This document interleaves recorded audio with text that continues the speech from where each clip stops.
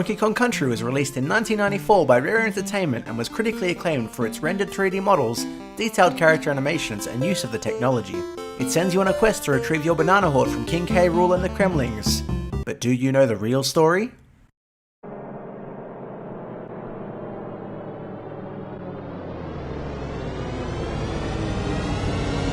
We are led to believe that Donkey Kong has had his banana hoard stolen right at the beginning of the game, and that everything you do moving forwards implies that every action you make has a purpose in retrieving the stolen bananas. But if you look closer, not everything is as it seems. When Donkey Kong first enters the cave and discovers they are missing, a normal reaction would be outrage, but he just looks upset.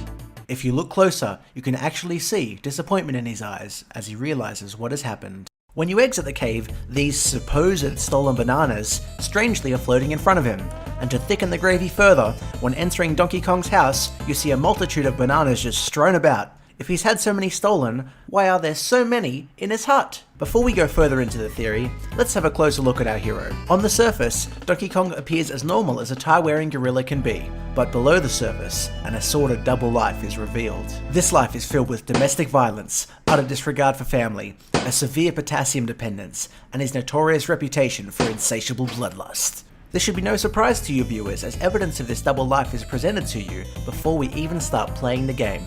Right at the beginning of the game, you see Cranky Kong playing his gramophone atop the girders, not bothering anybody. As Donkey Kong enters, he immediately throws his boombox down, destroying the gramophone and proceeding to kick a clearly shocked Cranky. As he lands, he dances like nothing is wrong, and you see reality itself warp into what Donkey Kong believes to be real. Here there is clear evidence of family abuse, destruction of property, and the state of his mind. The abuse is a two-way street though, as we see Cranky gleefully attempt to blow up his grandson with a barrel of TNT. Fun fact! Cranky Kong is actually the original Donkey Kong from the similarly named 1981 arcade classic, where he played the antagonist. See? I told you that was fun!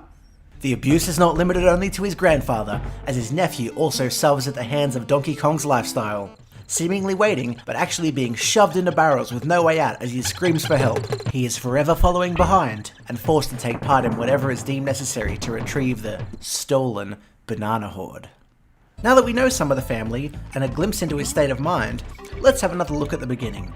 His reaction when he finds out his bananas are missing is regret. Entering the hut with this new point of view, we can clearly see that it has been a big night for Donkey Kong. Upon leaving through the wall, not the door, and leading to his house, he is immediately presented with the so-called missing bananas. Donkey Kong beats his chest in anger, and begins his fairly simple quest of following the missing bananas. Every enemy that stands in the way of him and his bananas is unnecessarily killed, but if you look closer, this rampage is not needed. There is no reward for this, there are no points to be earned, there are no extra bananas to be found, only widows and orphans to be made. The animals you freely murder at the start of the game pose no threat and are just defending themselves after Donkey Kong's reputation is spread across the land. You are now part of his fantasy. We are not the good guys in this story. Being an antagonist runs in his blood. He is the reason the bananas are there. He left them there. He had one too many bananas after the boombox incident and spent a night on the town flaunting his stash, littering the island with his carelessness. Donkey Kong isn't the simple banana-loving gorilla we once thought, but instead an abusive addict with a thirst for blood that can never be quenched. This is not a free country. This is a Donkey Kong country.